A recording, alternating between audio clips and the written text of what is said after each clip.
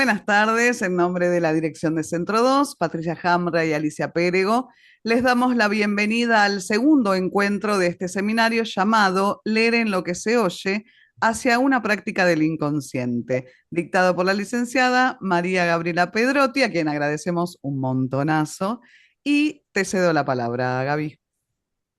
Bueno, gracias Laura.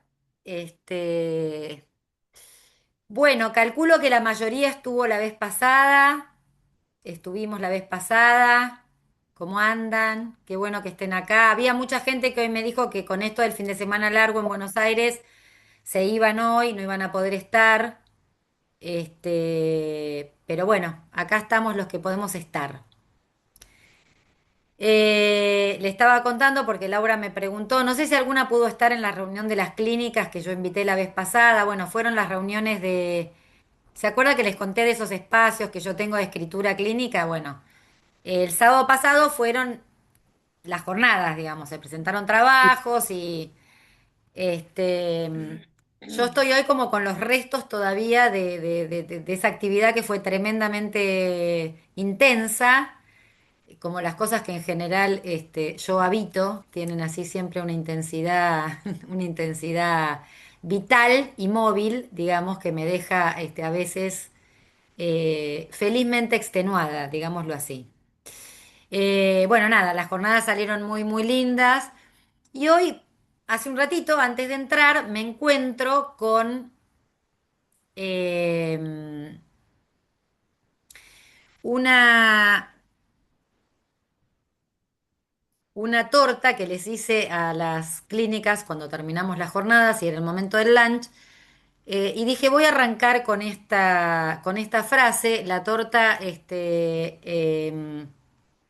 tenía una frase de Alejandra Pizarnik, una poeta argentina, no sé si la conocen, si no la conocen la tienen que conocer, que dice así, la frase dice, yo trabajo el silencio, lo hago llama.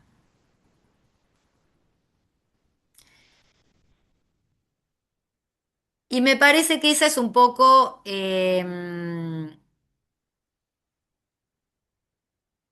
para mí el psicoanálisis, digo, ¿será poético o no será? Porque no podemos pensar, lo poético no es hacer poesía, ¿no? Pero nosotros trabajamos con el sufrimiento humano, digamos. Si no pensamos en incluir lo poético, en el psicoanálisis estamos en el horno. Entonces, el psicoanálisis es una lógica, básicamente una lógica, una forma de abordar el dolor. ¿Qué dolor? El dolor de existir. Y para ese abordaje nos propone un tratamiento que es el que vamos aprendiendo y van aprendiendo en los distintos seminarios. Pero no tenemos que olvidarnos que ese dolor de existir primero es inexorable, ¿no? O sea, no hay manera que ese dolor en algún momento en la vida emerja, ¿sí? Y a veces no encontramos los bordes para que ese dolor pueda pasar bien. Entonces se expresa como puede expresarse. Se expresa como hablamos la vez pasada, a través de síntomas, a través de inhibiciones y a través de angustias. Son las tres formas que Freud concibe, que es la manera en que se presenta esa forma que tenemos de afrontar qué. Freud dice la castración. ¿Y qué es esa castración? Bueno, ese podríamos llamarlo dolor existencial, esa nada que nos habita, ese sentido de la vida que no hay. La vida tiene muchos sentidos que construimos, pero no hay un sentido para la vida. Vamos buscando distintos sentidos, vamos pifiándola, vamos encontrándola, vamos, bueno, el análisis se supone que ayuda a que eso que se llama saber, queremos buscar, entonces decimos, voy a hacer esto, voy a hacer lo otro, me gustaría enamorarme, me quiero recibir, quiero viajar. todo eso que implica lo que deseamos se junte un poquito con la verdad.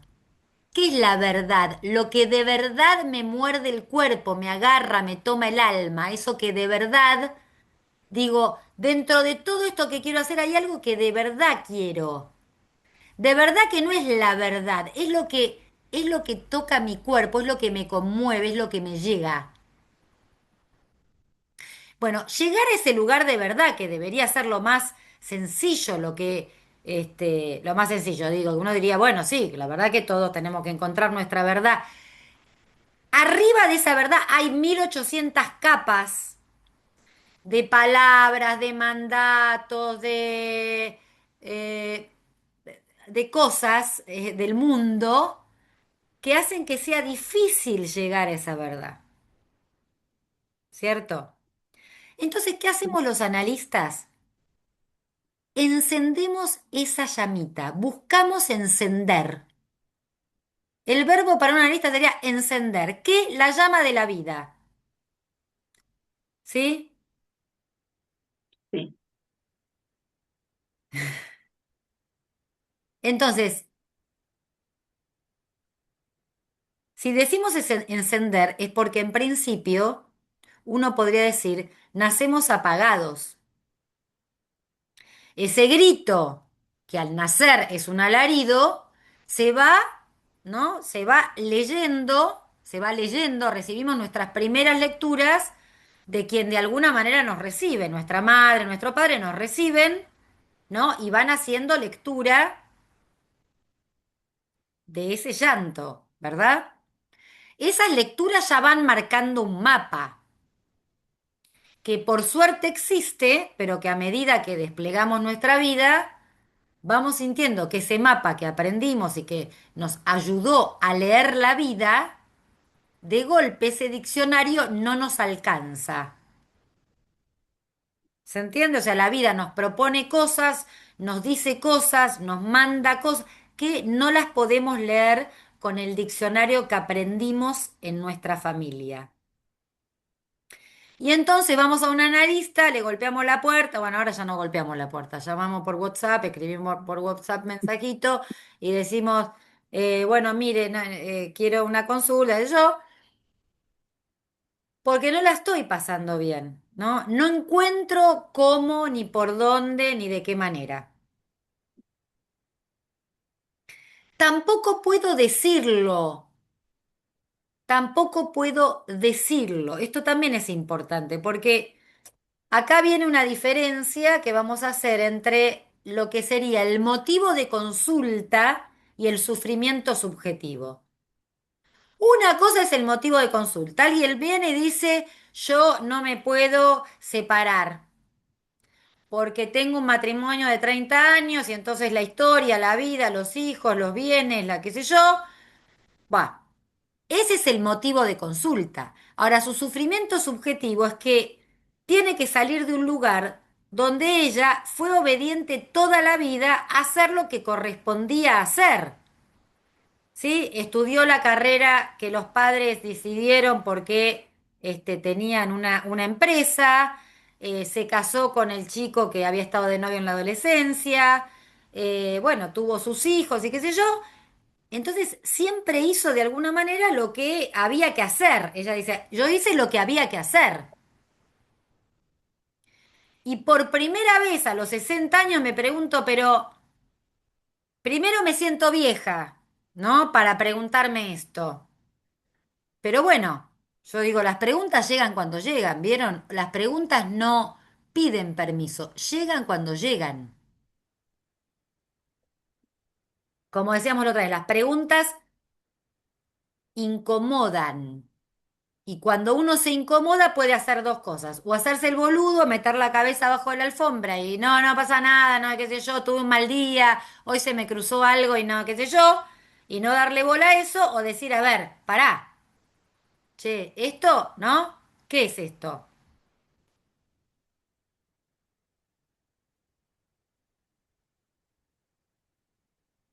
Entonces,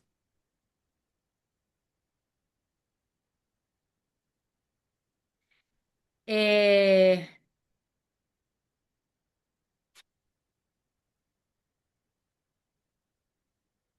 Decíamos que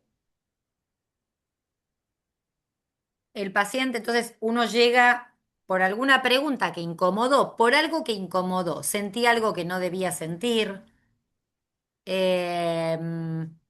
me aburrí en algo que hasta ese momento no me aburría. O sea, en general, primero nos llama un afecto.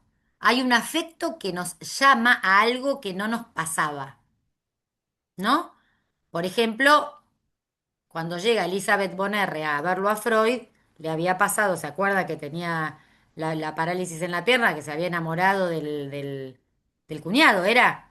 O sea, digo, el afecto, bueno, en ese tiempo era un síntoma conversivo, o sea que sentimos algo que nuestro yo dice, no podés sentir. Y esto es interesante porque cada vez que aparece una verdad singular, nuestro yo va a decir no. O sea, que para avanzar tenemos que sortear un poquito esa barrera que el yo nos pone.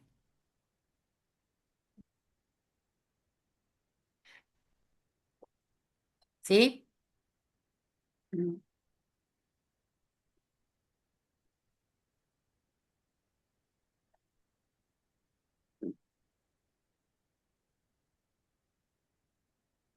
Decíamos que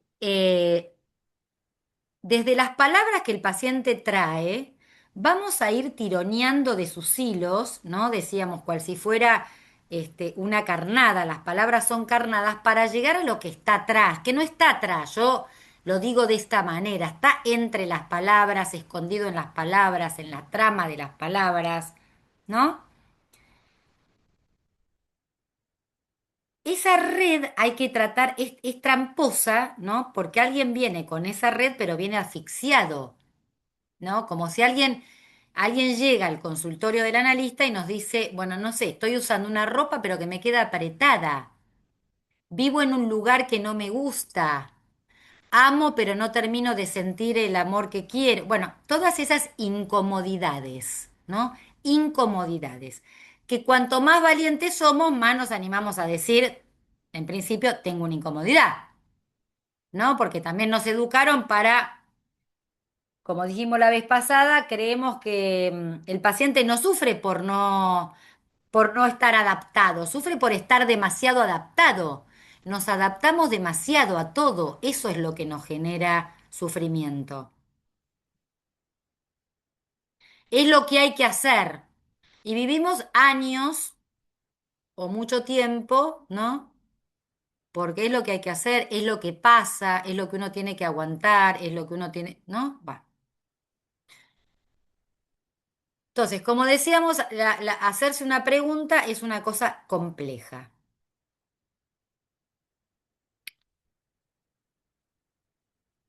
Cuando se cambian las palabras, esas mentalidades mentan y fundan también el sentir.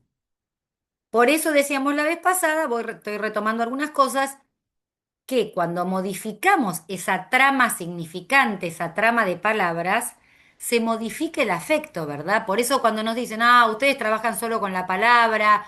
No, no, nosotros trabajamos con la palabra para llegar al cuerpo. Lo que queremos modificar es el afecto, que alguien deje de sufrir, que alguien sea más feliz, que alguien esté más contento, ¿verdad? O sea, vamos al lugar donde algo del sufrimiento pueda encontrar un poquito de libertad. Decíamos que no nos importa el conocimiento racional, o sea, el conocimiento que pueda decirse de lo que pudimos cambiar. Por supuesto que como añadidura de un tratamiento eso aparece, ¿verdad? Pero no es lo más importante. No es lo más importante saber qué te pasó. Lo importante es que algo de lo que te pasó lo vivas de otra manera. Ahora vamos a eso.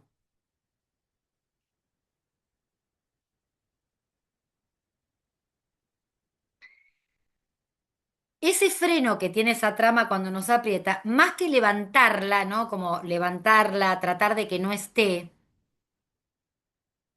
hay que analizarla. Digo la diferencia con la medicina, ¿no? Porque la medicina dice, bueno, está asfixiado, vamos a tratar de ponerle oxígeno, le damos una pastilla para que circule mejor el aire. Bien. ¿Nosotros qué decimos? ¿Es la expresión de algo? ¿Sabemos que lo asfixia? No. Si nos dice que lo asfixia a su pareja, tenemos que averiguar qué en esa relación hay puesto, ¿sí? ¿Qué plus hay puesto en esa relación que no necesariamente tiene que ver con ese fulano o con esa fulana? Dijimos, no tiene que ver con el quién, tiene que ver con el qué. ¿Se acuerdan? ¿Se acuerdan de esto que dijimos? Bueno, entonces. Lacan dice, en el seminario 10, que también lo dijimos medio al final, que el espacio que habita el hablante no es el mundo.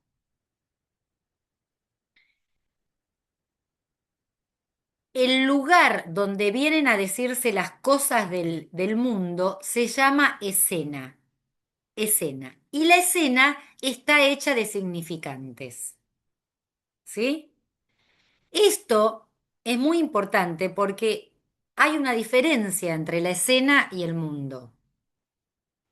Cuando alguien nos dice esto, vos no vas a poder cambiarme, usted no podrá cambiarme el mundo, porque a mí, este, como decíamos, mi mamá me abandonó de chiquito. No, yo puedo no cambiar el mundo, seguramente el mundo seguirá, pero la escena que esa persona arma con la muerte de su madre sí la puedo cambiar.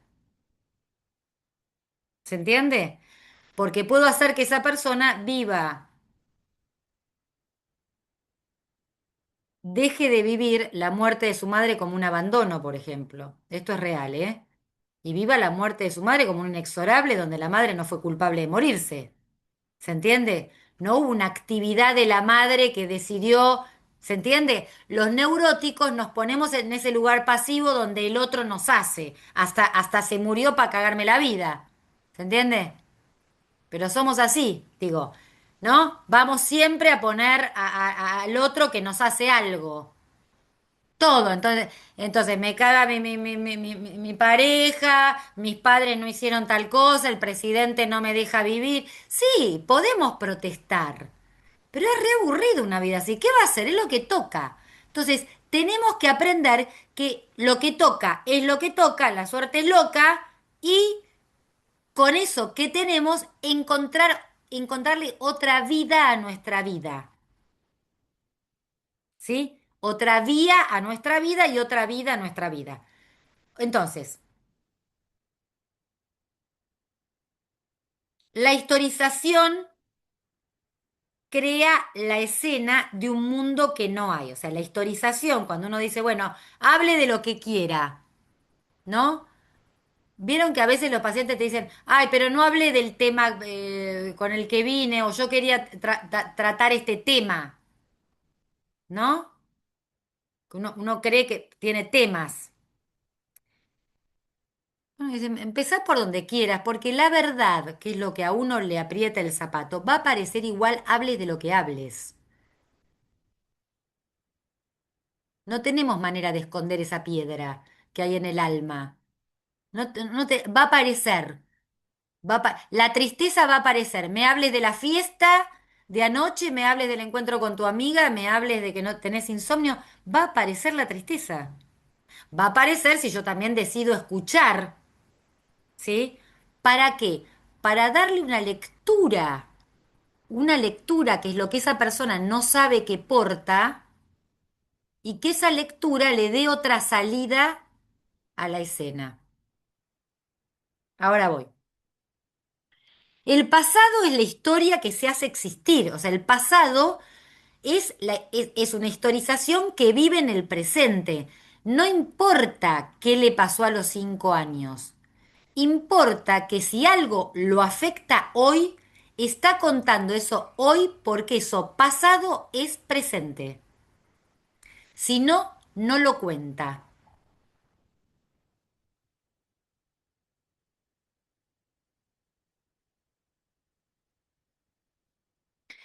Pero esa forma de decir tiene consecuencias, ¿verdad? Como dije antes, no es lo mismo decir mi mamá me abandonó, mi mamá me cagó, mi mamá se murió.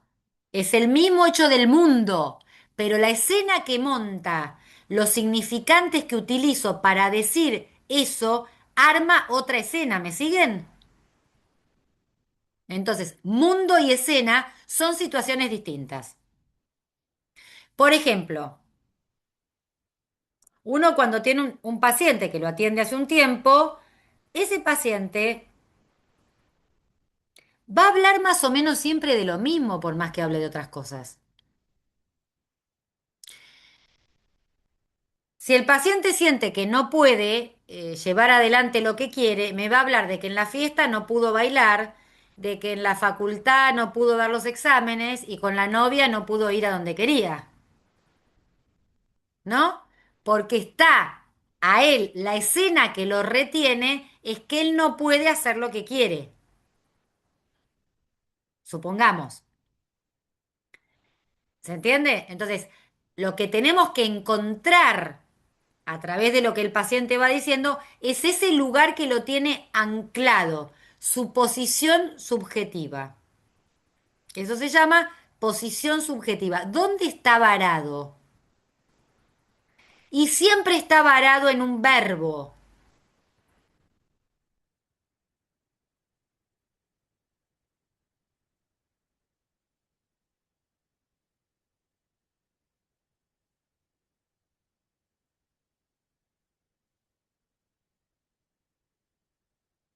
Ahora, en el análisis estamos atentos a que aparezca un sujeto, ¿verdad? ¿Qué es el sujeto? Para decirlo más en criollo, el sujeto significa que en lo que se habla hay lo que se dice. ¿Se entiende? Que en lo que se habla hay lo que se dice.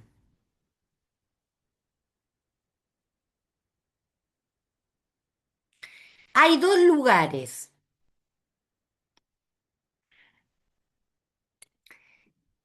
El dicho, los dichos y el lugar desde donde los dichos son dichos.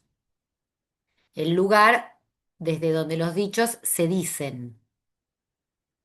Nosotros tenemos que llegar a través de los dichos a ese lugar donde los dichos, desde donde los dichos son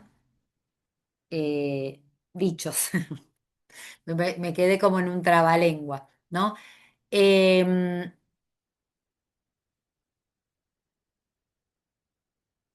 por ejemplo, ahora les voy a contar de una paciente, pero termino acá con esta parte. Perdón, ese lugar desde donde se habla se llama J-E, Y, dice Lacan, el Y. También se dice shifter, ¿no? Es un indicador, indica con su presencia allí donde está la posición del que habla, allí desde donde parten los dichos. Hay que encontrar ese lugar. Hay que encontrar ese lugar, quiere decir que se construye, que pasan un montón de vueltas, que hay un montón de repeticiones hasta que encontramos un lugar, ese lugar. ¿Cómo? A través de la repetición. ¿Cómo? A través de encontrar ese verbo que lo tiene atado a algo.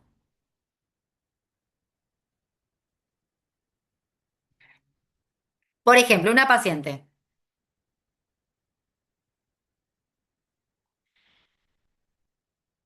Creo que hablé de esta paciente la vez pasada. Ella se queja porque el marido es muy machista, como que le exige cosas, tuvieron un hijito que ella dice que lo tuvo más porque él quería que porque ella quería. A veces se pregunta qué hace con ese niño. Em, pero bueno, es muy cansador, y está cansada, está cansada, está cansada, ¿no? Entonces, uno, por supuesto, dice las cosas que uno también dice con respecto a la escena imaginaria de la vida, ¿no? Y bueno, tener un bebé cansa, un nene chiquito es agotador, ¿no? Porque tenemos cierta empatía y tratamos de que en principio se viva como si fuera un diálogo, que no es un diálogo, pero el semblante, podríamos decir, es de diálogo, ¿verdad? Somos dos personas que estamos hablando, aunque hay un solo sujeto, digo, que el analista está tratando de pescar cuál es. Entonces, bueno, qué sé yo, el cansancio. Sí, porque él quiere que todo esté y llegar y que esté la comida. O sea, parece de la época del ñaupa. Él es peruano, muy, bueno, ¿no? Como muy, agarrado a cuestiones así como muy, sí, machistas, ¿no? Bueno, entonces, pero labura, ella no dejó de laburar, este, entonces ella me empieza a decir, bueno, pero yo no doy más porque al final estoy cansada, porque qué sé yo. Entonces le digo, pero ¿y qué pasó con lo tuyo? Y bueno, no, porque con el bebé, bueno, pero por ahí hay maneras de dejar al bebé con alguien, ¿no? Que yo, en una guardería o con una... Entonces me dice, pero yo no doy más, estoy cansada. Bueno, protesta, protesta mucho tiempo, protesta, se queja. Sabemos que la queja es un síntoma, ¿verdad? Que en la queja se esconde algo. ¿Vieron que, ¿vieron que molesta cuando alguien se queja todo el tiempo? Me dice, ay, ¿no? Como, hay algo ahí que hay gato encerrado, basta, ¿no? ¿Qué sé yo? No sé, resolvamos. Bueno, pero el que se queja está poniendo una barrera, pero a la vez está implicado en eso, por eso se queja, ¿sí? Está retenida, se queja, pero es algo así como me quiero ir, pero no quiero, ¿no? Entonces, cuando le digo, entonces me dice, sí, él me dice ahora que yo si quiero estudiar y qué sé yo, que él me paga la carrera y si quiero, y que bueno, que me paga una niñera o me paga alguien para que cuide, nos cuide al nene. Entonces le digo, ah, bueno, pero entonces él es muy malo, es muy jodido, qué sé yo, está bien, él no pone su tiempo porque trabaja todo el día, pero pone guita para que vos puedas hacer otra cosa. Bueno, sí, no, pero no, si no está él, no. Bueno, ¿no? Quiero decir, entonces,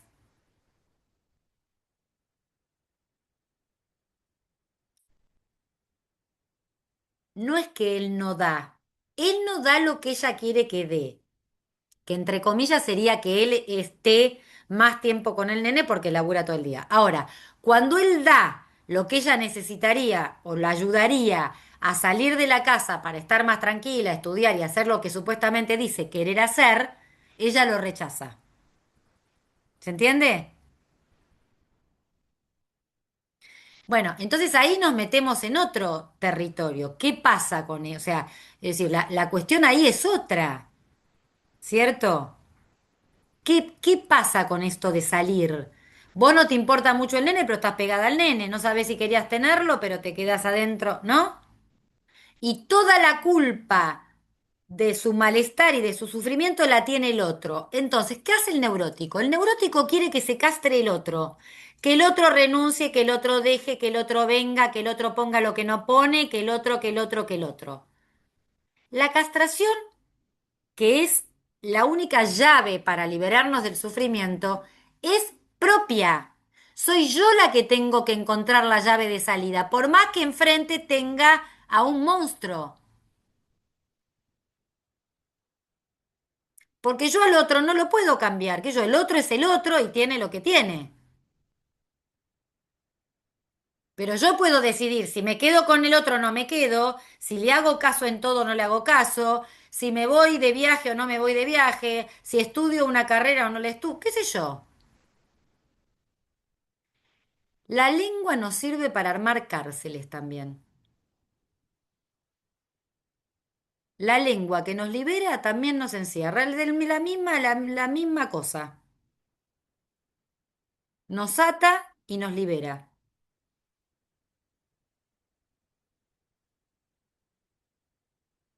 Hasta acá. Hago un recreo para que charlemos.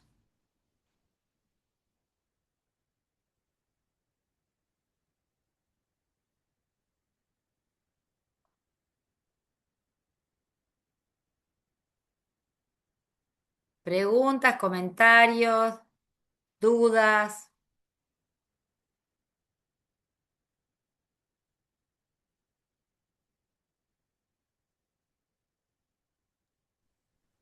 Hola Gabriela, ¿cómo estás? Buenas noches. ¿Cómo estás, Isaac? Bien, gusto escucharte una vez más. Qué bueno.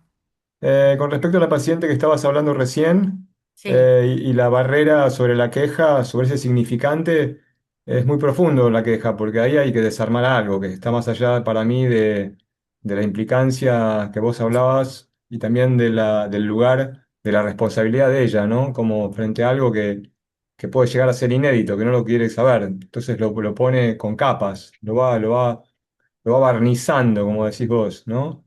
Y sí, el trabajo también es de ella, pero la responsabilidad también es de ella, digamos, frente a algo que lo pone en cauce al análisis en relación sí, a ese lugar tonto que tiene la queja permanente, como decías vos, ¿no? Como esa cosa, viste, como demasiado neurótica, demasiado, porque el chabón garpa, pone guita, viste, está como sosteniendo algo que en la fantasía de cualquiera habría como ser una imposibilidad. Uno sale a hacer otras cosas porque necesita la guita, pero ella recibe encima guita por otras cosas que podría hacer. Entonces hay un engaña pichanga, ¿no? De alguna manera, ¿no? totalmente, totalmente. Eh, Me parece que ese engaño lo jugamos todo el tiempo con el otro, ¿no? Digo, me pensé que hay todo el tiempo un juego donde nos podemos engañar, digamos, de que, ¿no? A ver, hacernos los boludos es como algo bastante fácil, digamos, o sea, lo que nos sale primero, diría, ¿no?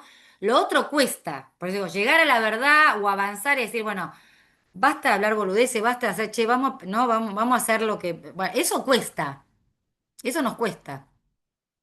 Por eso yo decía, le contaba a Laura, ¿no? Algo interesante que pasó en las jornadas del sábado, que la gente que habló, es la primera vez que me pasa, que la gente que intervenía, la aplaudíamos. Porque no eran intervenciones tipo, qué lindo tu trabajo, que pensaban, elaboraban ahí. Y cuando eso sucede es porque hay un clima que propicia que se trabaje, que se vaya a otro lugar que la inmediatez de la buena, de las buenas intenciones, de hacer el bien, ¿se entiende? La gente producía algo ahí y se agradece cuando hay un espacio donde uno puede producir algo. ¿No? Porque uno es eso, uno es una producción permanente. Cuando nos dan todo hecho, ¿no? Como les tiro todo, les arrojo y no les ofrezco ninguna duda, ¿no? Entonces, qué impecable la performance o la charla de Gabriel, no se equivocó, no sé, no. Y no sé, la verdad que las cosas pasan por las grietas, pasan por el dolor, por el equívoco, por lo que no se sabe, lo que no se entiende, el tropiezo, pasan por ahí.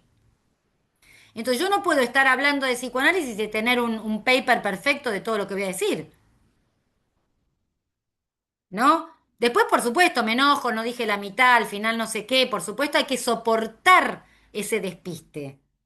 Bueno, con los años uno lo va soportando más y se da cuenta que en ese despiste pasa más que cuando uno está demasiado en la pista, ¿no? Es así. Pero yo creo eh, que acá lo interesante que a mí me gustaría decir, Isaac, con respecto a lo que vos decís, es que hay que entender, o a mí me pasa, ¿no? Que esa posición de quien está en ese lugar no encuentra su partero. Que el analista, yo digo que el analista es partero del sujeto, porque ayuda a que efectivamente nazca, ¿no? De un lugar que a veces no sabe que está atado y no encuentra mundo, no encuentra cómo llevarlo al mundo, ¿se entiende? Entonces, los analistas nos dedicamos a lo inmundo, ¿no? Vos mencionaste esta semana cuando diste la primera conferencia, algo que me resonó mucho, que es las vestimentas o los atuendos de los analistas. Dijiste que podían tener, eso es un buen tándem para hablar un poco de lo que venías hablando recién, ¿no? Porque el analista podría ser un poco más duro en este sentido. Totalmente. Claro. Más duro, En vez de semblantear tanto, en vez de ponerse en el lugar del otro, no, ponerse en un lugar de analista, digamos, y marcar la diferencia con el paciente, donde el paciente necesita algo que no solamente lo conmueva, sino que algo que lo toque. Pero bueno, ese también es un lugar que se va produciendo, me imagino. Pero vos hablaste de los atuendos, de las posiciones. de los Sí, atuendos. Me porque encantó. me parece es decir, cuando uno pesca algo, eh, eso que uno pesca, hay que encontrarle su mundo, ¿se entiende? Hay que encontrarle su estética, ¿sí? Hay que encontrarle su estética a eso. No para todo paciente da lo mismo decir una cosa u otra de acuerdo a qué forma tiene el paciente, a qué modo, a qué manera, ¿no? Entonces, a mí me parece muy importante que el analista sea muy plástico en ese sentido, ¿se entiende? Y le acerque al analizante alguna manera por donde puede pasar eso que, ¿no? Porque, por ejemplo, decirle, a mí me parece que estás asustada cuando pensás qué podrías hacer, porque no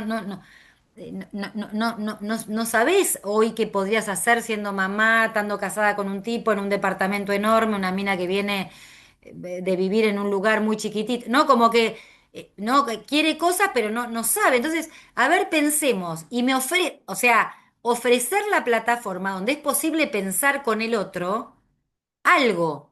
¿No? Porque vos me dijiste en algún momento que te gustaban las plantas. Sí, me gustan las plantas, qué sé yo, pero me dicen, ¿y qué voy a estudiar ahora? ¿Biología? Ya estoy grande.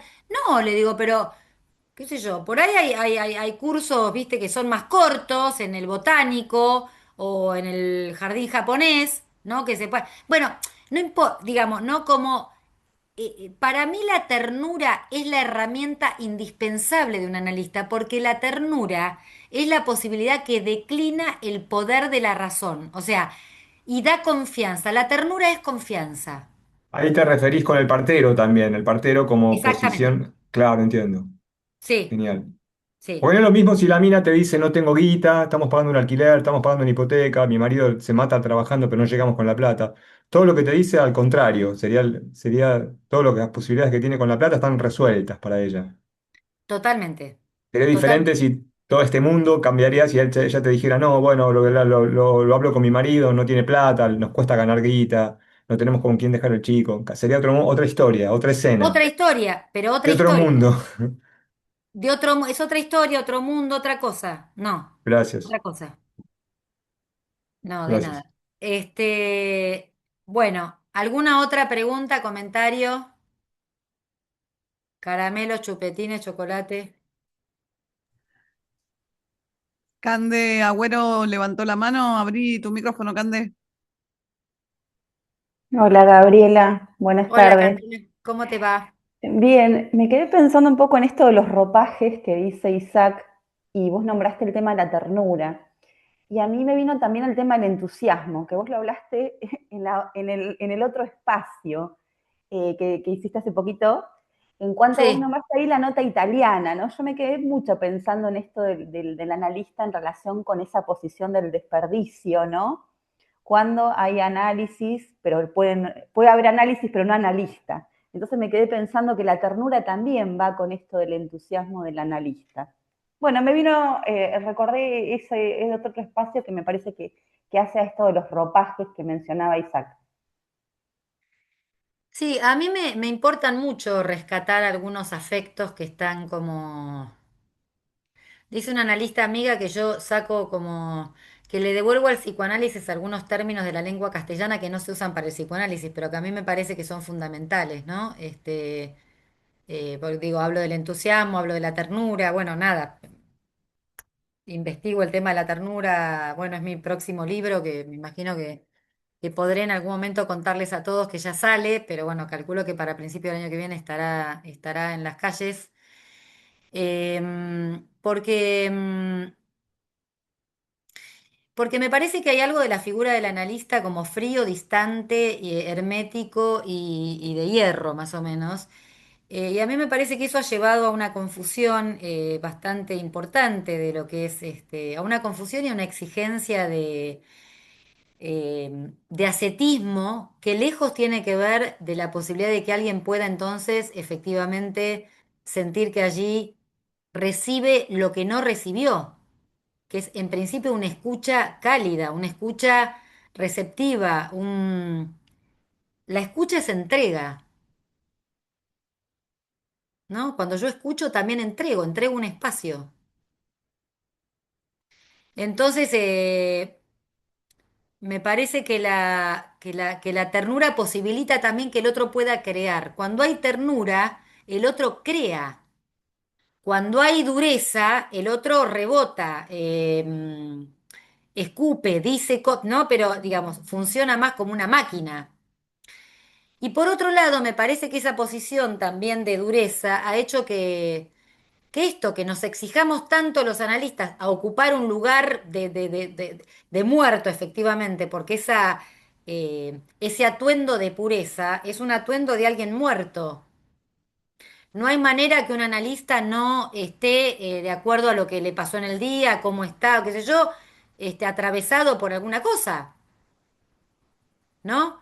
Y que eso, nada, que trabajemos con eso, usemos eso también que nos pasa, no para contarle al analizante lo que nos pasa, pero eso forma parte, no lo tenemos que dejar de lado, eso nos pasa. Siempre hay que hacerle lugar a lo que uno le pasa, siempre. Porque si hacemos lugar a lo que nos pasa, también le vamos a hacer lugar a lo que le pasa al analizante, ¿no? Eh,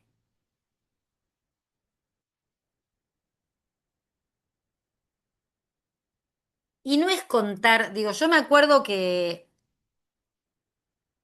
una paciente una vez vino porque había perdido un embarazo de 5 o 6 meses, ¿no? Estaba muy, muy angustiada.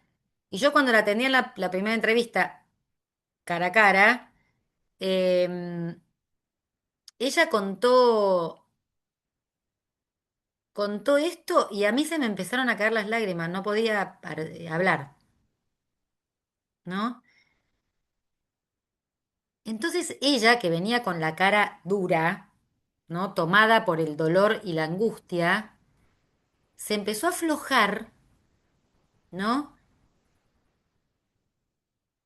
Lloraba, le cambió el llanto porque siguió llorando, pero de otra manera, ¿no? Y en un momento se empezó a sonreír y yo empecé a sonreír con lágrimas, ¿no?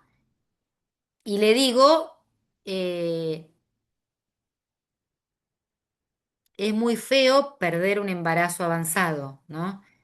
Obviamente que ella se sonríe porque yo hacía eco a que efectivamente algo de esto también había vivido, pero no le dije yo perdí un embarazo no le dije eso.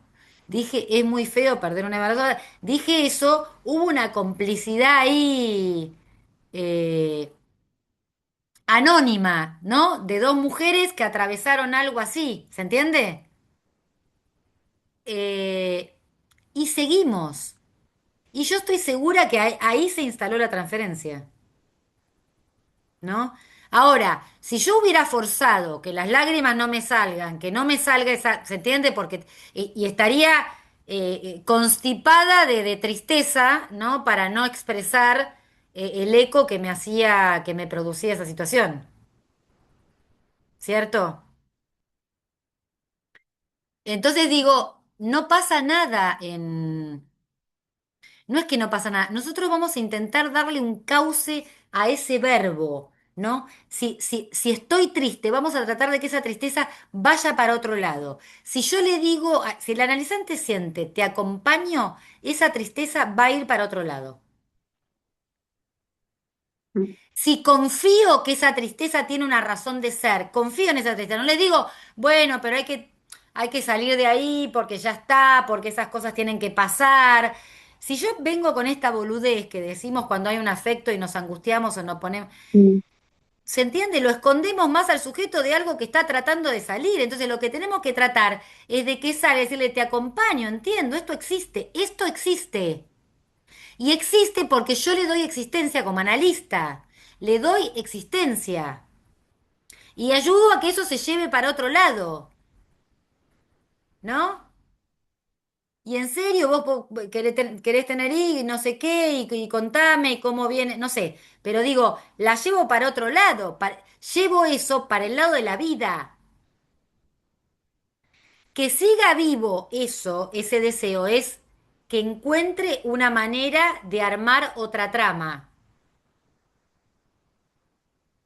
Significante, sí, Mm. para que genere otro afecto y vuelva el entusiasmo. Para que vuelva el entusiasmo, tiene que volver algo del objeto A como causa. Entonces, se tiene que vaciar ese objeto que está lleno de dolor, ¿sí? Se tiene que vaciar. ¿Cómo se vacía? Porque acompañamos y le damos existencia. mm. Entonces, em, ¿se entiende? Sí, sí. Gaby, a veces solo el decir qué difícil, ¿no? A mí me pasa con algunos pacientes que tienen situaciones muy difíciles de criminalidad o de algo en la que yo puedo solo acompañar porque no puedo entender completamente. Ujú. Y les digo, pero qué difícil, ¿no? Debe ser difícil. Y solo esa palabra, solo esa frase, los humaniza y empiezan a hablar y empezamos a relacionarla y se empieza a crear ahí la transferencia. Solo con decir esas simples palabras, pero qué difícil que debe ser, ¿no? Sí, Claro, claro, porque eso, bueno, por supuesto que eso, esa llave posibilita, esa llave tendría que ver con la transferencia imaginaria, ¿no? sí, Digamos, lo imaginario hace a la amorosidad, ¿no? mm, Em, a la amabilidad, a la ternura de alojar lo otro. Bueno, no sé mucho de eso, pero lo alojo, ¿no? sí, Como tiene un lugar acá, tiene un lugar mm, entre nosotros, sí, ¿verdad? ujú, ujú, Después está esto que digo, que vamos a ir a buscar el verbo, porque tenemos que buscar el verbo y tenemos que llegar a la transferencia simbólica, claro, ¿sí? sí, Bien, ahí se mete otro juego, porque una cuestión es el significante y la otra es la cuestión del objeto, la sí, cuestión donde uno está enclavado, ¿sí? En eso que se llama objeto de goce, que tiene que ver con la pulsión. El goce tiene que ver con el cuerpo. La pulsión se traba en algunos lugares porque está fijada a un goce. La pulsión que pulsa vida no se frena nunca, o va bien o va mal. Entonces, si está encallada en algún lugar que está trabada, que nos enteramos por el verbo, esto ahora ¿qué significa encallado? Que está fijado a un verbo que siempre está en participio pasado.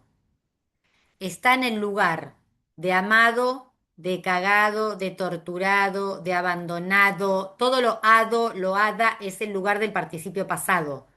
Entonces, uno está sufriendo cuando está fijado a ese participio pasado. Ahí hay que llegar.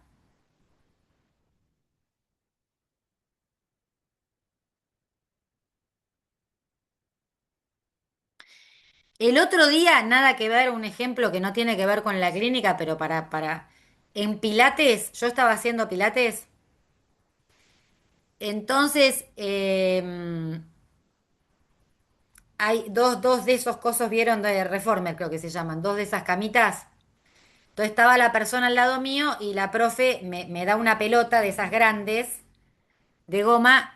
Entonces la que está al lado mío dice, dame pelota, ¿no?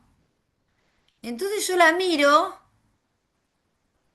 miré nada más, la miré y ella, con mi mirada, se le llenan los ojos de lágrimas y me dice, y me contesta, vengo un poco cascoteada.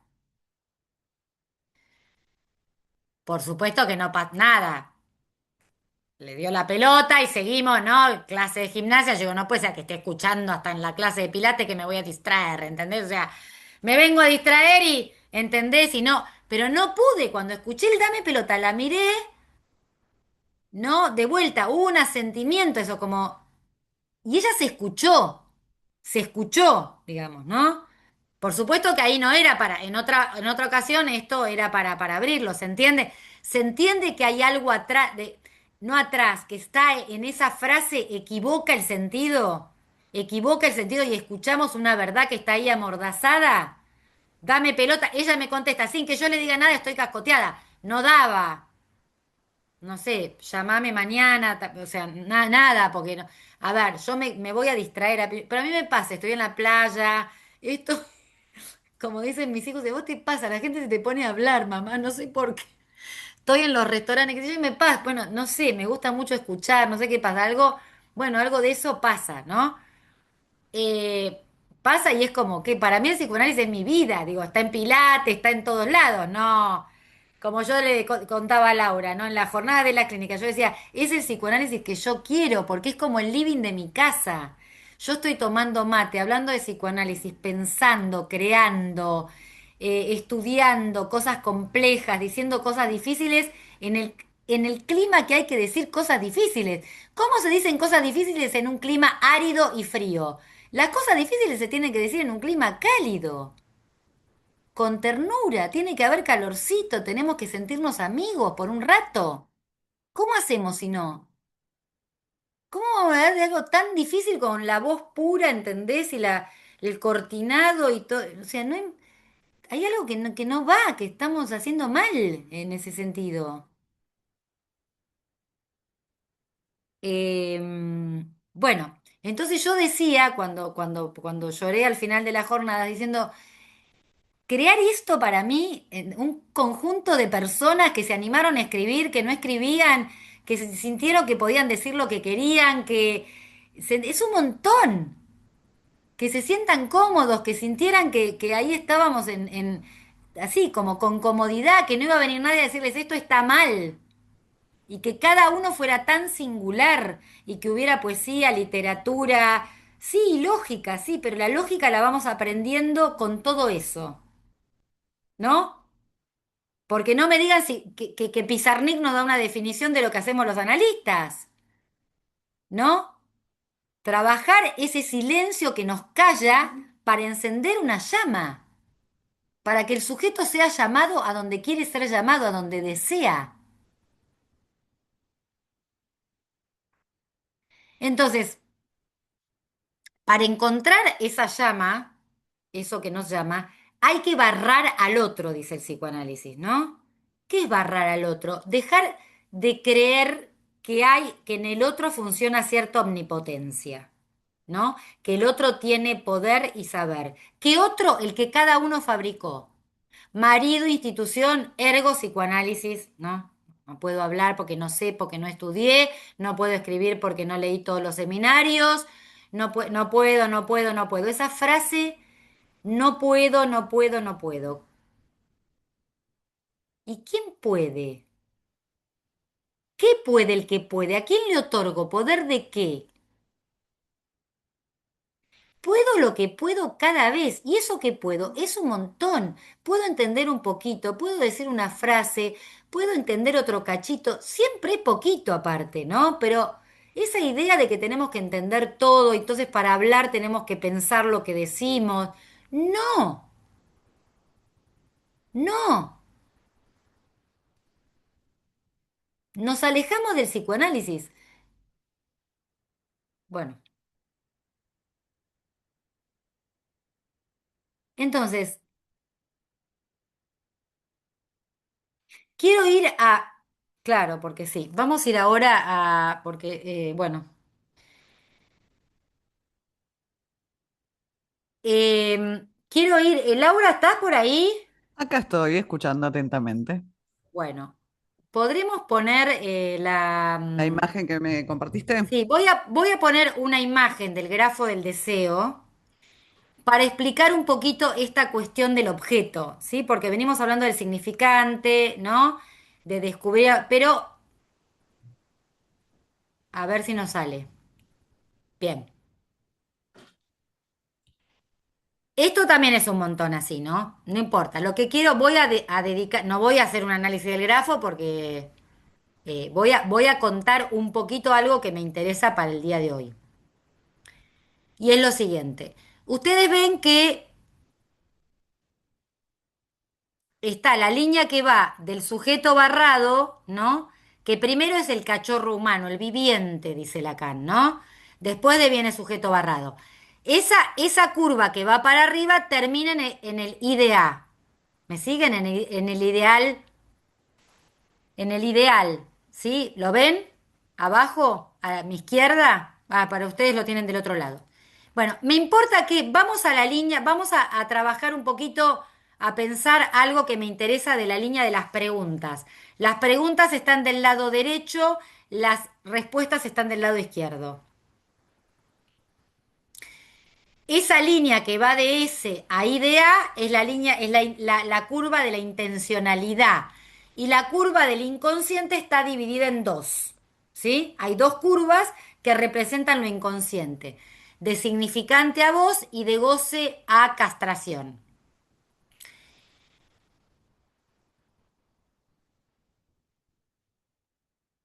Pero quiero ir a esto. El sujeto que está ahí en ese triangulito de abajo, se dirige, empieza hacia el grafo. Hacemos un recorrido, va hacia ese primer circulito, que es el A sin barrar. ¿Sí? ¿Qué es ese A sin barrar? Es el tesoro de significantes o gran otro. ¿Qué es eso lo que se llama baño del lenguaje? O sea, nacemos en un baño del lenguaje. En algún momento Lacan escribió código ahí. Pero código no representa realmente lo que queremos decir porque al código no le falta nada. El código tiene todo. ¿Sí? El gran otro, eh, al otro siempre le falta, como dijimos, un elemento, como el juego del Senku. El otro es el juego del Senku. Le falta siempre un elemento. Hay un lugar vacío. Hay algo que no hay. Hay una palabra que falta. Siempre falta una palabra.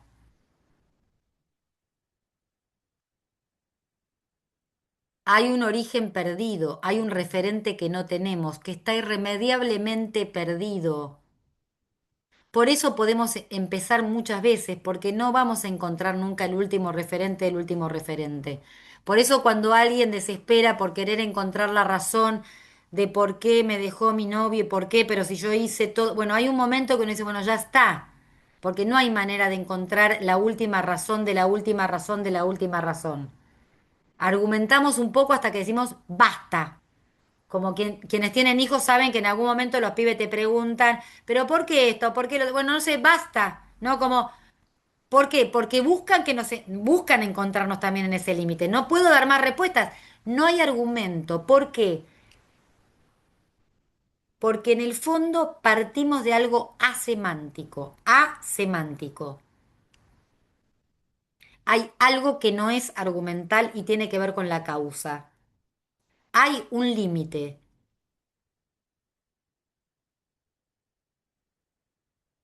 Entonces, ahora, cuando ya el otro supuestamente nos bañó, déjenme, lo voy a decir tipo una ficción, ¿no? Un cuento.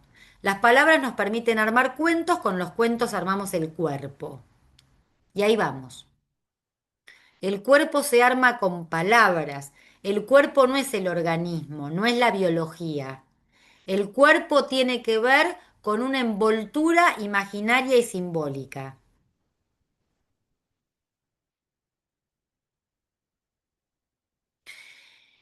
Entonces, si seguimos para arriba, nos vamos a encontrar con la fórmula de la pulsión, el matema de la pulsión. Se lee sujeto barrado, ese rombo que hay en el medio se lee losange, D mayúscula se lee demanda. Es la fórmula de la pulsión o de la demanda. Esto es,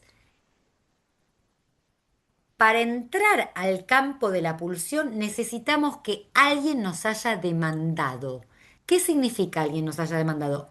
Alguien haya querido que ese sujeto se tapone su falta. O sea, la madre tiene que haber sentido que eso que quería tener viene a restañar algo de lo que le hace falta.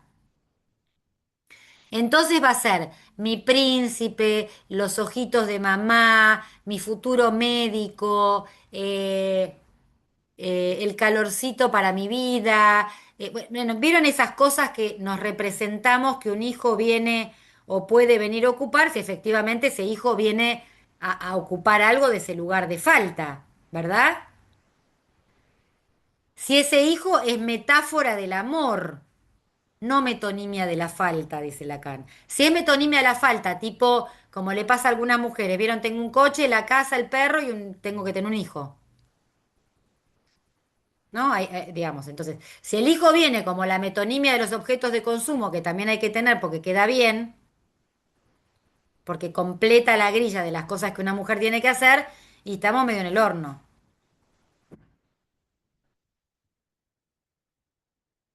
No en el horno de lo que cocina lo calentito, ¿no? Como la ternura, que es una especie de hornito que va cocinando lo que quedó crudo. El análisis es como un hornito que nos ayuda a cocinar aquello que quedó crudo, las crueldades que traemos encima de la vida que pudimos tener. No, digo el horno de Auschwitz, que es otra cosa, ¿no? En el caso de que venga el hijo al lugar de la metonimia de los objetos, un objeto, el mismo lugar. No, un hijo tiene que venir a ocupar el lugar de una metáfora, que es la metáfora del amor. Bien. Esa demanda del otro, que nos demanda algo, que sea mi cosita, mi chiquito, ¿vieron las palabras que usamos las mamás? Las que son mamás, que usamos palabras así, mi chiquitito, mi cosita, mi bonito, mi no sé qué, mira, ¿eh? Va, que son siempre medias boludas, porque no dicen mucho, dicen de la expresión de algo que nos pasa con ese hijo. No tiene que ver con los dichos.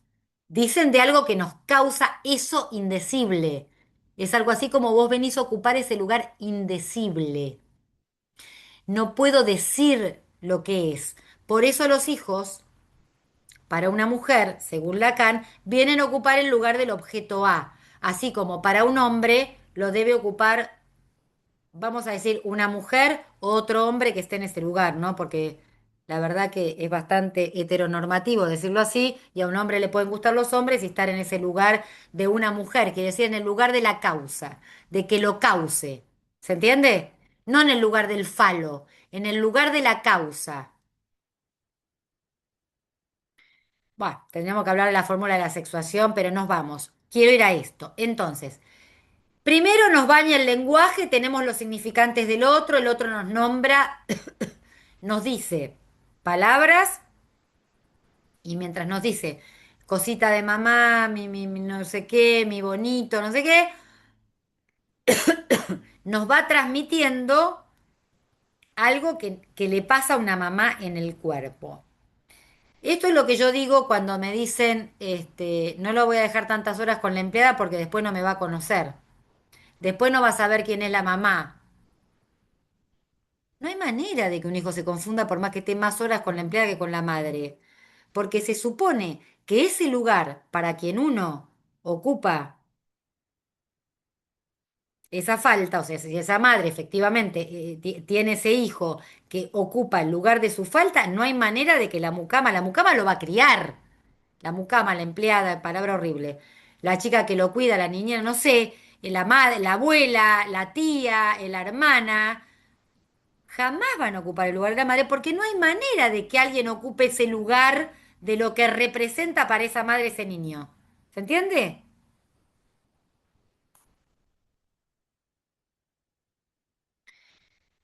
Entonces, esa demanda crea pulsión en un niño. Ahora vamos. Esa flecha que está ahí, que acá no está dibujado, pero la que está arriba del matema de la pulsión y va al significante del otro barrado, en esa flecha que no está escrito, Lacan escribe una pregunta que la habrán escuchado mil una vez, que es ¿qué voy? Que lo toma de un texto de Cazotte. ¿Qué voy? Significa, él lo traduce como ¿qué quieres de mí? ¿Qué quieres de mí? ¿Por qué Lacan escribe? Porque primero había escrito ¿qué quieres? Después escribió ¿qué quieres de mí? ¿Se entiende? De mí. ¿Por qué? Porque el niño, vamos a hacer esta ficción, el niño entra al campo de la demanda y es ese objeto que dice la madre que es. Pero en un momento ese niño se da cuenta que la madre le da de comer rápido, qué sé yo, y se va a trabajar o se va a dormir con el papá o con la amiga o con la novia. Y que entonces él no es exclusivo para esa mamá tiene otros lugares donde goza, no goza solo con él. En ese momento, ¿se entiende? Es arbitrario que la madre le dé amor, le dé comida y qué sé yo. Podría no hacerlo. Cuando un niño descubre, todo esto es inconsciente, pero bueno, se supone que pasa para que pase lo de después, el chico se pregunta, a partir de que la madre se ausenta, porque si una madre no se ausenta, estamos también en el horno del peor, de Auschwitz, no en el horno de la ternura. Esa madre se va a buscar otros objetos de goce. Deja al niño y el niño puede preguntarse qué quieres de mí. Y entonces, ¿qué hace? Para llenar o completar esta falta de la madre, para ofrecerle algo a esta madre, para ser exclusivo para la madre, qué sé yo, se hace objeto. Se hace objeto.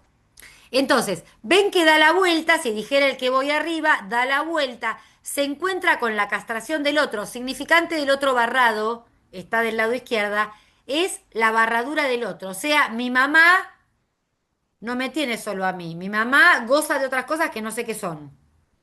En principio es otra cosa que no soy yo. Pero ¿qué, cómo hago para que mi mamá me ame a mí? Me hago objeto de eso que supongo mi mamá quiere. Hago una lectura de lo que mi mamá quiere. Entonces digo, mi mamá me quiere, buenito, gritón, sonriente, simpático. Me quiere algo que invento que me quiere y le ofrezco eso. Me ofrezco como objeto.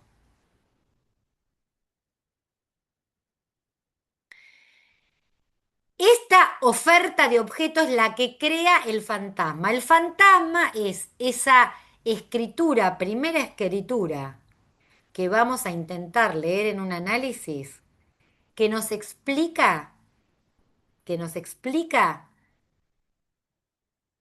de qué manera nos posicionamos en la escena del mundo primeramente como un objeto.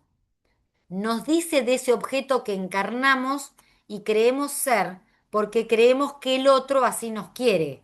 O sea,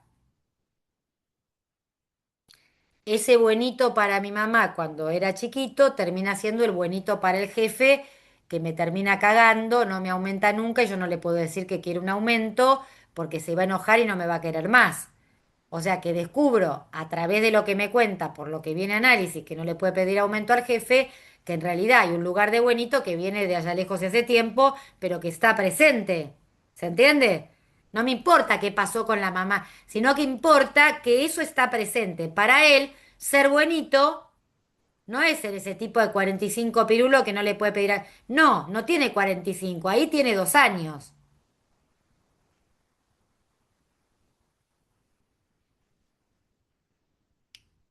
¿Sí?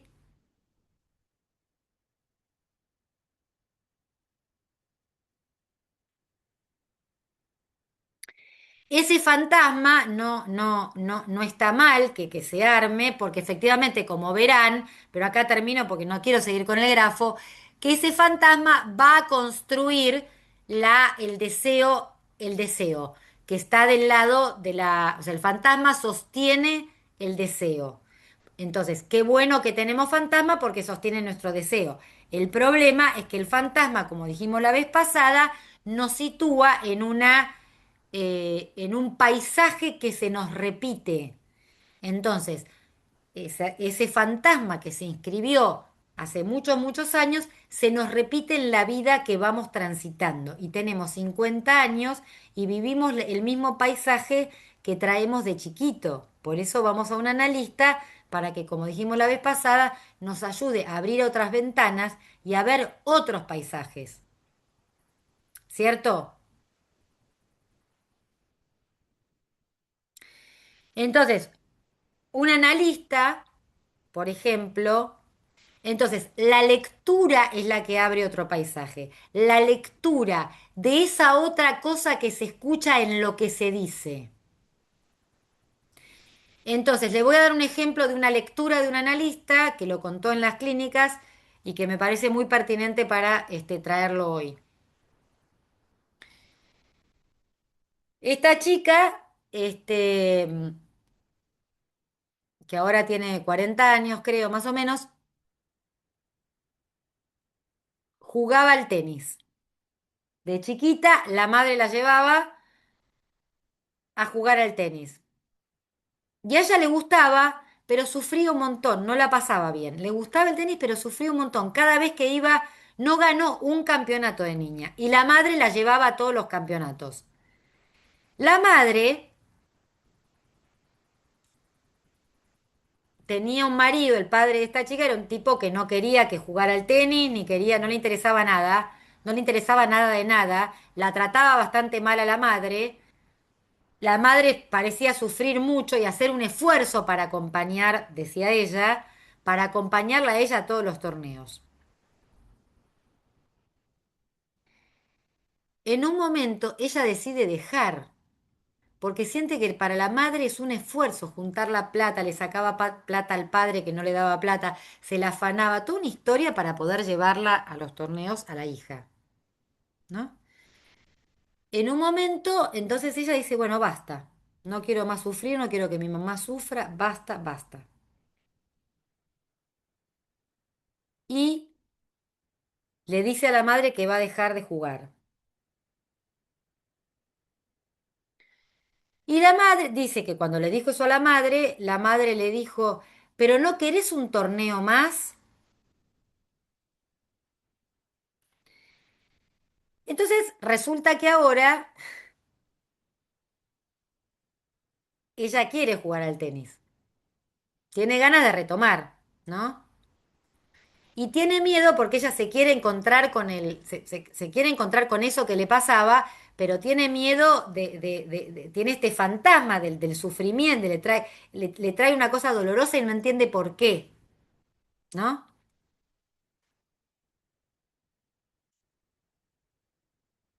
Entonces la analista le dice en un momento,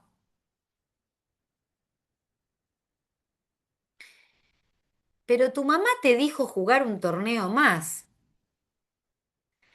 ¿Y si a tu mamá le venía bien llevarte a los torneos? ¿Y si para tu mamá era una salida divertida acompañarte porque no se tenía que quedar en la casa con tu papá? ¿Y si para tu mamá era una alegría salir de su casa, por eso te dijo que juegues un torneo más? Y ella se largó a llorar, porque dijo, jamás lo había pensado así, pero puede ser.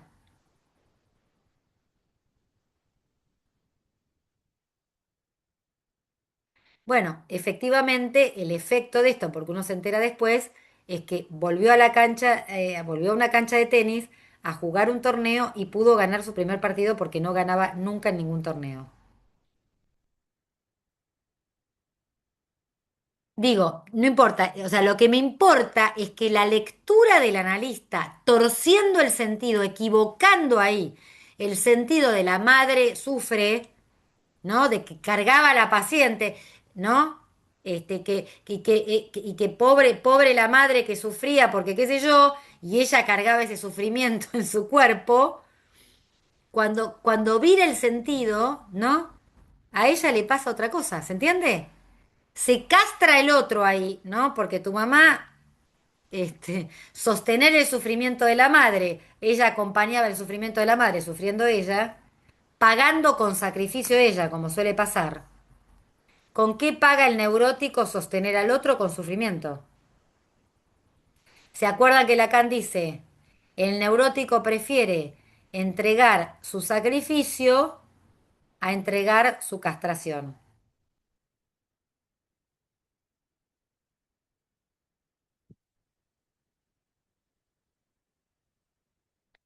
Bueno, voy a dejar acá porque son casi media y quiero aunque sea 10 minutos, si Laura nos deja, que charlemos. Por supuesto que sí. Así que quien quiera hacer una pregunta o comentario, o levanta la mano, abre su micrófono, lo que les quede más cómodo. Este es el momento que yo siento tremendo porque me doy cuenta todo lo que no dije, ¿saben? Y empiezo a sufrir, porque siento todo lo que no he dicho, que tendría que haber dicho para que quedara claro lo que quería decir, digamos, ¿no? Pero me tengo que bancar que dije lo que dije y que bueno, que espero que algo haya pasado, ¿no? Lo dijiste mucho y de todo un poco. Ah, qué bueno. Vos Está sabés bien. que cuando hablabas de esta paciente del torneo, me acordé de una letra de Gardel que dice, tengo miedo del encuentro con el pasado que vuelve a encontrarse con mi vida. Esa es de Gardel y Lepera. Viste que en los tangos hay una semántica grosa que no es para nada pura, como decías el otro día, es bastante antiacadémica, pero que pone en tela de juicio los valores oficiales del lenguaje, ¿viste? Es tremendo. Me acordé cuando dijiste esto de que Pero la mina total, ganó un bueno, pero torneo. ahí está, bueno, en las canciones está la poesía es puro equívoco. O sea, digo, puro equívoco, puro no es una narrativa, podemos decir cosas distintas, podemos decir la paradoja, ¿no? Podemos decir cosas antitéticas, la poesía tiene cosas geniales en ese punto, ¿no? Em, Porque expresa cosas, hoy encontraba,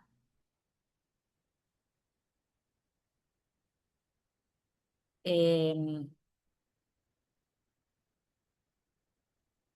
esperen un segundo.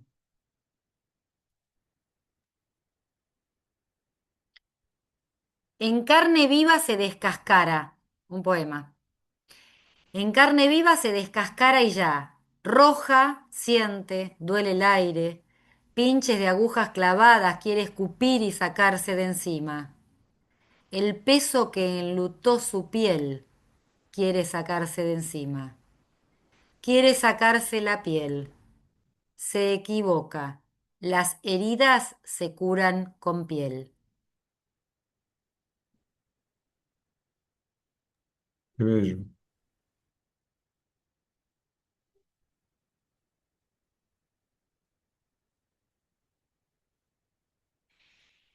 La bailarina de mi cajita de música siempre bailaba. Yo la abría y bailábamos. Ella siempre tenía ganas, yo no. A veces quería detenerla y solo escuchar solo la música y descansar el cuerpo. Hoy me acordé de ella. Le dije que se sentara conmigo, que no la voy a abrir, que la dejo libre, que haga lo que quiera, que ahora en la caja estoy yo. Tal vez me abra.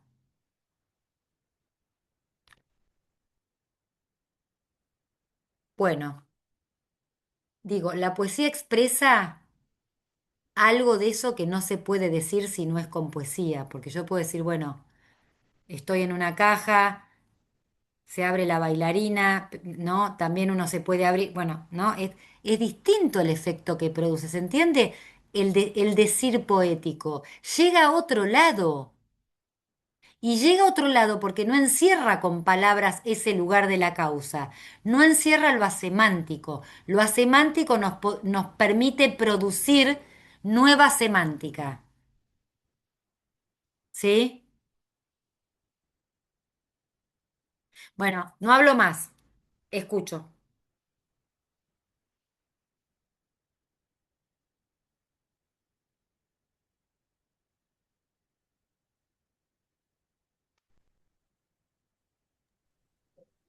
Hola Gaby, ¿Cómo estás, Gaby? mi tocaya, Qué gusto verte. la otra maga. La Bien, otra mano. bien, acá te estoy siguiendo atentamente.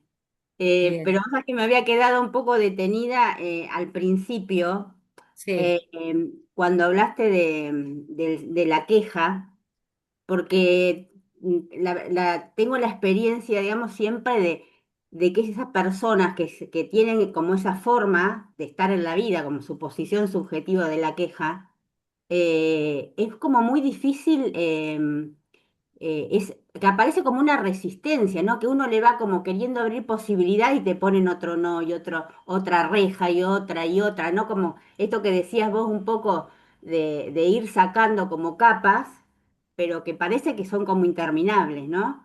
Y que uno a veces también siente como que se agota, y como que no encuentra el punto por donde entrar, digamos, para abrir, ¿no? Eso. Y yo pensaba si esa resistencia que uno siente no tiene que ver ahí con ese aspecto gozoso del síntoma, y se me aparecía la frase esta de que el síntoma es lo más propio que uno tiene, ¿no? Y como que también salirse de ese lugar es lo que cuesta tanto, ¿no?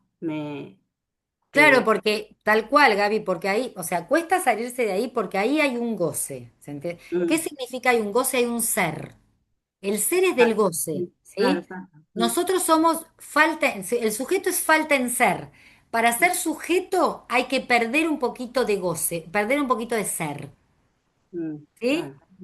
Entonces, perder ese ser que creemos que nos constituye, Exacto. protestamos, ¿no? Mm, Entonces, por eso digo que hay que ayudar a esa persona que se queja, este, no, porque uno a veces dice, bueno, pero uno va hacia cada queja, hay que tratar de pensar, em, por ejemplo, yo digo que hay que arremangarse así y decir, bueno, a ver, y si vamos por otro lado, ¿y mm, qué te estará pasando? mm, sí, Por ejemplo, muchas veces la queja esconde dolor, ¿no? Esconde duelo. ¿Por qué no hablamos del dolor? ¿No? sí. Em, digamos, como ofrecerle al sujeto ahí otra chance que no tenga que ver con la materialidad de lo que está diciendo. ¿Se Sí, por entiende? eso también pensaba cuando vos describías estas charlas que parecen así como de café, cuando uno entabla como digamos, como para crear ese campo de confianza donde uno puede sentirse como empático o digamos de una cuestión más imaginaria, que también es como propiciar un campo bueno, donde se puede hablar de otra cosa de otra manera, digamos, no sin tanto acartonamiento como vos decís, ¿no? Y que en realidad uno sabe que es medio una trampa, digamos, que está haciendo, pero con esa intención, ¿no? De que si la persona tenga confianza, se sienta cómoda, pueda, digamos, entregar lo que tiene que entregar, su decir, digamos, ¿no? Pero Eso. totalmente. Pero si vos, digo, porque vos podés decir, qué agotador tanta queja, ¿no? Ujú, tal cual, sí. Qué hacemos con Claro, todo? en ¿Qué hacemos definitiva, con todo esto? también es poner esto que vos decís, ¿no? Como que también es confesar cierto afecto, ¿no? Porque vos, como yo te decía, a veces uno se siente como que se agota en esa búsqueda, digamos, ¿no? Y por ahí poder transmitir algo de eso, que en otros lenguajes sería como la contratransferencia, digamos, ¿no? Claro, pero Eh, nunca es, por eso digo, la transferencia, a ver, uno es caja de resonancia, uno Esto, sí, tal recibe, cual. ¿sí? El deseo del analista es resistencia, o sea, es lo que hace resistencia tiene que ver con el deseo del analizante. Entonces, desde ahí uno analiza. Cuando viene alguien a supervisar, yo le digo, ¿qué te pasa con el paciente? Lo primero, a mí me da la clave lo que le pasa al analista con el paciente. Por ahí descubro lo que le pasa al paciente. ¿Entendés? O sea, ¿qué te pasa a vos con el paciente? Me enoja, me da bronca, no entiendo nada, lo quiero matar, me encanta cómo habla. Ahí está la clave, ahí está la clave. Porque Sí, hay algo de lo que se transfiere del objeto, ¿se entiende? Más que buscarla, desde ahí descubro, ¿no? Digo, saco la cubierta de algo que está velado. Ahí está sí, la clave. Entonces, analizamos con nuestro cuerpo. Por eso es tan importante el análisis del analista. Por eso uno tiene que estar vaciado de goce, de su sí, propio goce, para hacerle lugar a eso que el analista transfiere. sí, sí. Digo, si yo, a ver,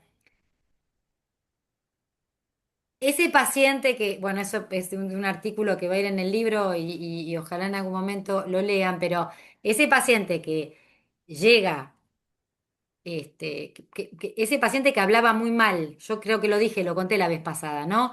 Que puteaba, que era una mierda la vida y que la concha de la lora y la puta que lo parió, y era tan insoportable escucharlo, y que le daba vergüenza que disfrutara de querer cagarlo al otro y joderlo y no sé qué. Y en un momento cuenta una escena de su vida y sigue hablando y no sé qué, ¿no? Yo, mientras tanto, él estaba con un vaso de whisky y moviendo el teléfono que no lograba encontrar posición. Yo decía, bueno, claramente no encuentra posición, porque viste que movía el teléfono para arriba, para abajo, ¿no? Que viste como esa propaganda que se acuerdan para buscar la señal, estaba el tipo haciendo la parabólica para bueno, era así, buscaba arriba, abajo, ¿no? Y yo digo, claro, no encuentra lugar, no, hay algo del lugar, no tiene lugar, no tiene lugar, está perdido, no tiene lugar, no hay espacio. El espacio siempre tiene que ver con la pulsión, no hay cuerpo ahí que ubique algo, ¿no? El espacio tiene que ver con la pulsión, el tiempo del habla tiene que ver con el sujeto. Un sujeto que corre, que es verborrágico, está sin encontrar dónde está la división, ¿no? Dónde aparece su división. Y en un momento le digo, a mí me parece que vos estás muy triste. Me parece que estás muy dolido. Y el tipo se le cayó el vaso de whisky. Quiero decir, y se le cortó la voz, ¿no? Sí. Eh, bueno, esa era la primera entrevista, así que yo suspendí ahí y no sabía qué iba a pasar, si volvía a llamar, no volvía a llamar, ¿no? ¿Pero por qué? Porque si yo entraba, a ver, yo tenía ganas de mandarlo a la mierda al paciente, decirle, ¿para qué carajo me llamaste? O sea, para largarme toda esta mierda. O sea, era insoportable, insoportable. Entonces yo sabía que me tenía que hacer soporte de esa insoportabilidad. Entonces Mm, yo tengo que buscar en mí la intervención mm, siempre. ¿Cómo me hago soporte de eso insoportable? Si yo le devuelvo lo insoportable, lo escupo lo insoportable, ¿se entiende? sí, sí, Quedo sí, sí. enganchada en una cosa especular. Yo Mm, tengo que hacerme soporte de lo insoportable. mm, ¿Sí? sí, sí, sí. Sí, Yo uno tengo que lo poder hace. soportar el afecto que el paciente no está pudiendo aguantar, que es el dolor. Sí, Entonces yo tengo que decir cuánto dolor, porque es el dolor lo que él no está pudiendo recibir en su cuerpo. Y hacerle lugar al dolor. Bueno, por bueno, ahí. gracias. De nada. ¿Alguna otra pregunta?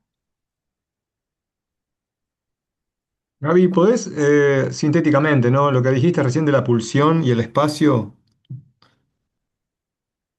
Sí, sí, conceptos muy, sí, muy como que es un seminario tremendos. eso, Sí, pero claro. Nada, para ver, para si me resuena no, mejor. de alguna manera Gracias. este, mm,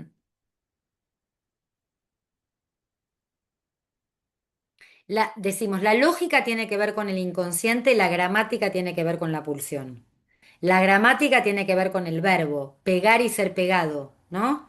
Pegar y ser pegado tiene que ver con el cuerpo. Esto que yo les decía, primero nacemos pegados a la gramática, somos pegados. Después podemos jugar con ese verbo, despegarnos y hacer otra cosa con el pegar. ¿No? Pegar con mi deseo, pegar con lo que me gusta, pegar, llevar el verbo a la dimensión de lo deseante, ¿no? No a ser pegado por el otro. Eso es lo que tengo que equivocar. El espacio que yo tengo en mi vida cuando soy pegado es un espacio absolutamente restringido. Si yo cambio el verbo de ser pegado a pegarme a mi deseo o a pegarme a la mujer que amo o a pegarme a los amigos del barrio que dejé, si yo logro hacer ese cambio en la gramática, en la pulsión, el espacio de mi vida se agranda. Pero bueno, lo estoy diciendo, intentando resumirte, pero esto tiene toda una lógica, ¿no? De movimiento, pero el movimiento abre, nos expande, nos hace, ¿no? Sentir que, ¿vieron? Cuando no estamos angustiados, la voz se agranda, cuando estamos angustiados, la voz se achica. Hablamos bajito y hablamos así porque no tenemos... ¿No? Y cuando estamos mejor, la voz, ¿no? ¿Vieron que uno escucha a un amigo, escucha la voz y dice, ¿estás bien o estás mal? ¿No? Porque ya escucha el tono, ¿no? ¿Saben lo que es decía, leí ayer de Cartoon, el dramaturgo decía, la expansión es lo contrario a la depresión. La depresión nos hunde, nos mete para adentro. La expansión nos abre horizontes, abre fronteras, nos abre, nos posibilita habitar otros paisajes, como le decía, otros lugares.